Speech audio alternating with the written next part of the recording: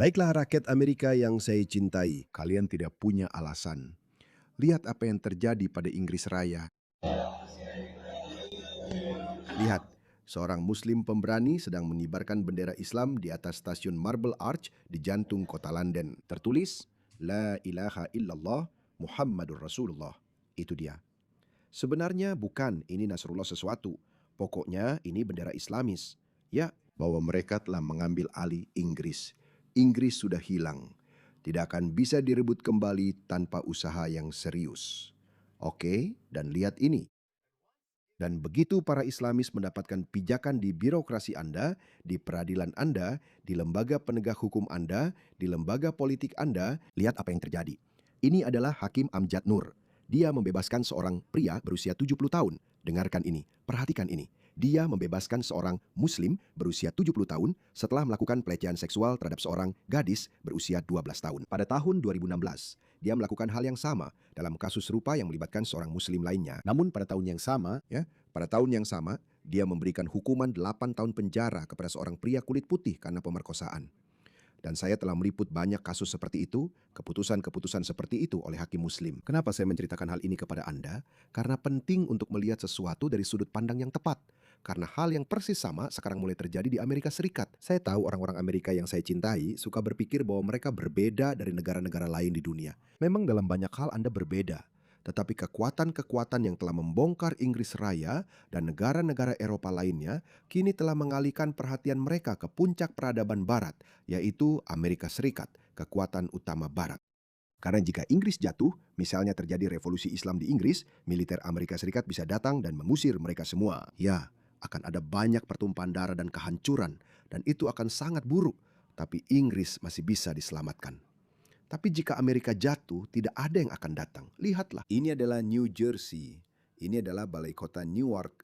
Saya kira ini ada di Jersey. Terima kasih. Lihat itu. Allahu Akbar. Kenapa orang-orang ini berteriak Allahu Akbar?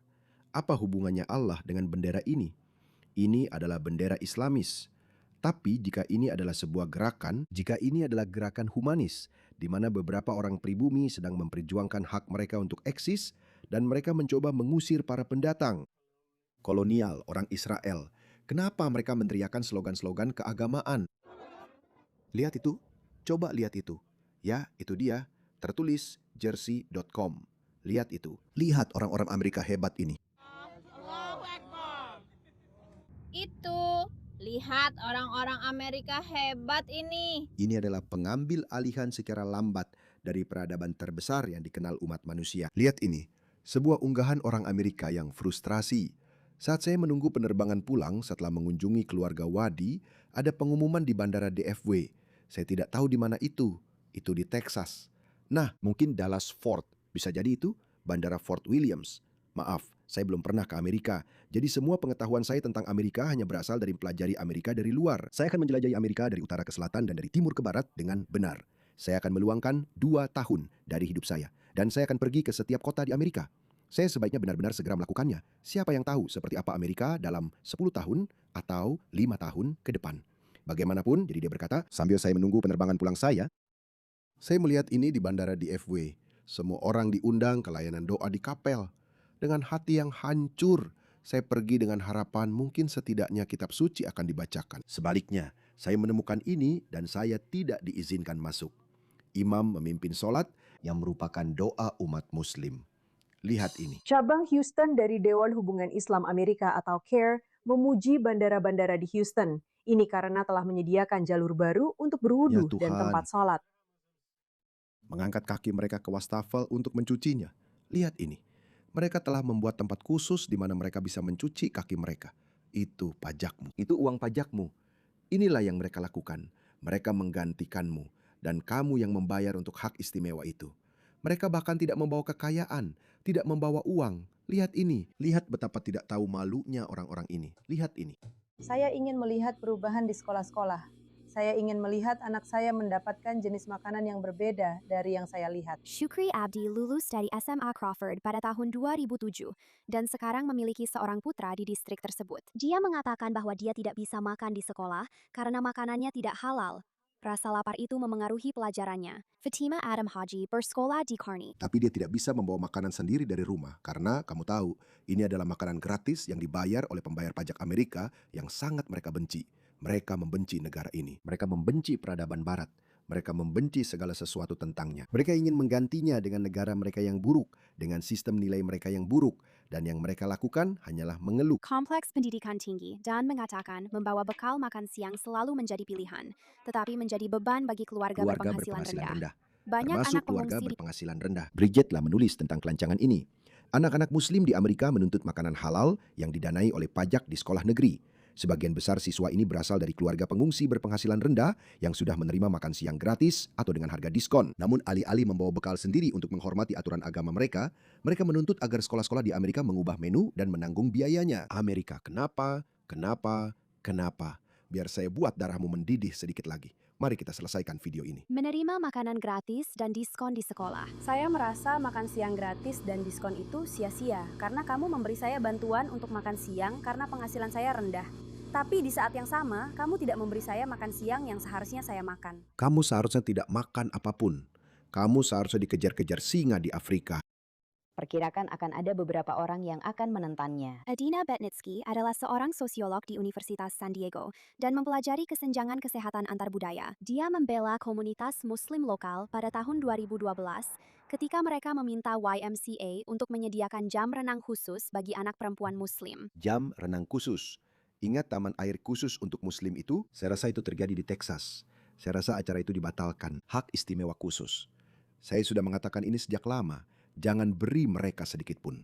Setiap kali Anda berkompromi dengan nilai-nilai Anda, sekecil apapun kelihatannya, karena kita sedang menghadapi persoalan berskala peradaban, itulah mengapa perubahan kecil apapun akan berdampak hingga ke generasi berikutnya. Dan itu akan mengubah, itu akan menggeser seluruh arah evolusi peradaban barat. Kita mengubah sesuatu seperti yang dilakukan Inggris. Inggris berkata, tahu tidak, mari mulai menangkap orang-orang kita ketika mereka mengkritik Islam. Lihat di mana mereka sekarang. Mereka baru saja mengancam Kelly J. Keane yang berkata, usir Islam dari gedung-gedung kita. Lalu seorang polisi Met menelpon dia dan mereka berkata, datanglah, jelaskan dirimu. Kenapa kamu, berani-beraninya kamu menghina Islam? Tunggu sebentar. Terakhir kali saya cek, kita bisa mengkritik, menyerang agama apapun. Tidak apa-apa kalau kamu menyerang dan mengkritik Kristen. Tapi tidak, kamu tidak bisa mengkritik atau menyerang agama ini. Inggris sudah kehilangan arah. Saya percaya pada para patriot Inggris. Mereka akan merebut kembali kejayaan dan posisi mereka yang hilang di masyarakat. Mereka akan mendapatkannya kembali. Tapi maksud saya, kenapa membiarkan sampai sejauh itu? Kenapa? Lihat ini. Itu memicu percakapan yang penuh perdebatan tentang hukum syariah dan asimilasi. Betnitsky mengatakan menyediakan pilihan halal di sekolah tidak ada hubungannya dengan Islam politik, dan semuanya berkaitan dengan kesehatan masyarakat. Tidak, ini berkaitan dengan nilai-nilai kita. Kita tidak suka menyiksa hewan. Kita tidak suka menyiksa hewan. Kita tidak suka cara mereka menyembelih hewan secara halal. Kita tidak suka itu. Orang Barat peduli tentang bagaimana kita memperlakukan hewan kita. Oke, kamu harus membuat hewan pingsan dulu, lalu menyembelihnya. Muslim tidak suka itu, karena ketika kamu membuatnya pingsan, menurut pemikiran Muhammad sendiri, hewan itu harus sadar saat kamu menggorok lehernya, dan kamu harus mengucapkan omong kosong dalam bahasa Arab. Seperti Allahu Akbar, La ilaha illallah, Muhammadur Rasulullah, atau omong kosong apapun yang mereka ucapkan. Kalau kamu tidak melakukannya, itu haram. Mereka mungkin bilang hewannya harus mengeluarkan darah, itu baik untuk kesehatanmu. Tidak. Kalau kamu sudah melakukan itu, tapi kamu tidak mengucapkan dalam bahasa Arab seperti yang mereka katakan, La ilaha illallah, Muhammadur Rasulullah, atau apapun, maka itu haram. Ini adalah agama yang kuno, kolot, dan penuh takhayul yang tidak punya tempat di dunia barat. Anak-anak ini tidak diberi kesempatan untuk makan makanan yang sesuai dengan agama mereka. Orang-orang yang sok berbuat baik ini, dia tidak akan punya belas kasihan seperti itu untuk orang Kristen. Dia tidak akan melakukannya. Lalu mereka mungkin tidak akan makan, yang tentu saja tidak mendukung proses belajar. Kalau mereka tidak makan, lalu pulang ke rumah. Atau sebagai alternatif, mereka hanya akan fokus makan makanan yang sudah mereka kenal dan sesuai dengan pembatasan diet mereka. Dan itu seringkali makanan cepat saji, yang mana kamu bisa dengan mudah membaca bahan-bahannya dan berkata, oke, ini aman. Tapi ya, Lalu apa masalah kita? Saya rasa kita tidak ingin anak-anak kita hanya makan keripik kentang sepanjang hari. Pejabat San Diego Unified tidak mau berkomentar tentang kampanye halal tersebut, tetapi mereka sudah bertemu dengan kelompok City Heights. Distrik tersebut sudah menawarkan pilihan vegetarian yang omong-omong tidak selalu halal karena saus salad olahan, dan sudah ada preseden untuk makan siang sekolah halal. Sekolah-sekolah di Dearborn Heights, Michigan sudah menawarkan makanan halal kepada banyak siswa Somalia mereka. Ya, tentu saja. Ya, Dearborn. Lihat, lihat. Mereka hanya ingin menguasai segalanya. Mereka tidak melakukannya. Berdiri, lawan, berjuang. Lihat ini, lihat ini. Gelombang besar orang Somali Muslim telah membanjiri Ohio. Dari populasi itu muncul seorang anggota Dewan Negara Bagian yang baru terpilih. Salah satu masjid terbesar di wilayah itu dibangun. Masjid itu telah dikaitkan dengan bukan 1, bukan 2, tapi 6 kasus terorisme. Apa yang kalian dapatkan dengan mendatangkan mereka tapi? Siapa salah satu dari 2 Muslim Amerika keturunan Somali yang terpilih pada periode ini? Columbus memiliki populasi Somalia terbesar kedua di Amerika Serikat, sekitar 50 hingga 60 ribu orang. Hanya kalah dari Minneapolis setelah ribuan orang berimigrasi dari Somalia pada tahun 1991.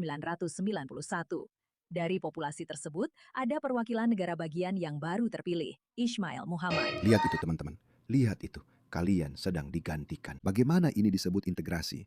Bagaimana ini bisa disebut beragam, keberagaman? Kenapa mereka semua orang Somalia? Mereka bahkan tidak beragam di dalam komunitas Muslim mereka sendiri. Mereka semua orang Somalia. Di mana orang Pakistan dan Bengali? Di mana mereka? Kamu tahu kenapa? Karena mereka semua saling membenci. Ketika mereka tidak sedang melawan orang kafir, mereka saling bertarung satu sama lain. Sekarang mereka terlihat bersatu. Mereka terlihat bersatu karena ini. Sekarang mereka bersatu dalam perjuangan mereka melawan orang kafir, yaitu kamu, yaitu negara Amerika. Lihat mereka, itu satu-satunya alasan. Kamu yang menyatukan mereka karena kamu dianggap sebagai musuh, satu-satunya musuh. Itulah sebabnya mereka bersatu. Lihat, dengarkan dia. Dan ketika kami bergabung dengan semua kelompok itu, meskipun kami tidak setuju tentang aspek akidah, aspek fikih, aspek manhaj, Tapi apa artinya? Meskipun kita Sunni atau Syiah, kita tahu kita tidak sepakat satu sama lain dalam hal teologis. Tapi ketika kita semua bersatu, orang Iran, orang Pakistan, orang Bengali, orang Indonesia, orang Malaysia, orang Libya, orang Suriah, orang Maroko, yang sebenarnya tidak memiliki kesamaan apapun satu sama lain, tidak ada. Tapi ketika kita semua bersatu, kita semua Muslim dan ada satu musuh. Ketika kita bersatu, subhanallah, itulah pemicunya. Dan inilah yang sudah lama saya katakan. selama 20 tahun, dia sudah mengatakan itu. Dan Yasir Qadhi, kerja bagus. Kamu sedang memicu revolusi Islam. Benar, kamu berhasil. Kamu telah menggerakkan banyak elemen. Kamu telah mempersatukan mereka dan memusatkan usahamu untuk mengislamkan Amerika. Kerja bagus. Lihat, ada banyak uang yang masuk. Orang ini akan membangun seluruh kota Muslim, Epic City. Syukurlah itu berhasil dihentikan. Saya rasa itu masih di pengadilan banding atau semacamnya. Tapi, dari mana semua uang ini berasal? Ratusan juta dolar. Qatar. Dari sanalah uang itu berasal. Dan Presiden Trump, entah kenapa, tidak mau melakukan apa-apa tentang hal itu. Kita sebagai Muslim harus bersatu meskipun ada perbedaan di antara kita. Kita punya pertarungan yang lebih besar daripada sekedar memperdebatkan hal-hal kecil. Pertarungan seperti menaklukkan dirimu sendiri. Fikih mana, madhab mana. Siapa peduli kalau kamu sufi atau salafi? Siapa peduli? Kita harus beribadah kepada Allah bersama-sama, melawan orang yang bahkan tidak percaya. Itulah musuh kita. Mengkritik sistem kapitalis seperti yang ada di Amerika. Tuhan kita telah memberitahu kita dalam Al-Quran bahwa sistem ini bukanlah sistem yang baik. Kita berharap negeri-negeri kita memeluk Islam dan menerapkan syariat Allah. Ya, dan saya akan mengatakan ini secara terbuka. Jihad adalah istilah yang sah. Itu adalah istilah yang mulia. Kita tidak perlu malu dengan itu. Nabi kita SAW bersabda, perangi para penyembah berhala. Perangi orang-orang kafir. Tujuannya adalah menegakkan hukum-hukum Allah di muka bumi. Loyalitas utama saya bukan kepada negara manapun, melainkan kepada pencipta bangsa-bangsa. Ini membutuhkan pemahaman tentang tujuan jangka panjang dan melihat bagaimana cara terbaik untuk mencapainya. Banyak muslim muda yang sekarang jauh lebih aktif secara politik, baik itu di tingkat serikat mahasiswa, bisa juga di tingkat politik, semua muslim ini. Ya, pria kulit putih malang di luar sana. Dia tidak tahu bahwa orang-orang ini sedang merencanakan untuk mengambil alih negaranya, masyarakatnya, cara hidup masyarakatnya. Untuk jabatan di berbagai tempat, nasihat apa yang Anda miliki untuk muslim di bidang itu? Anda seharusnya benar-benar ingin memberikan manfaat bagi umat demi Allah Subhanahu wa Ta'ala. Itu saja. Apakah Anda seorang politisi, dokter, insinyur, pustakawan, atau apapun profesi Anda Anda harus selalu setia kepada umat muslim, komunitas muslim, atau kepada Islam. Jelas kita telah melakukan kesalahan besar, begitu besar, sampai mereka bahkan tidak takut pada kemapanan politik barat. Mereka sama sekali tidak takut. Mereka mengatakannya secara terang-terangan. Seolah-olah mereka bilang, saya akan datang, tangkap saya, ayo.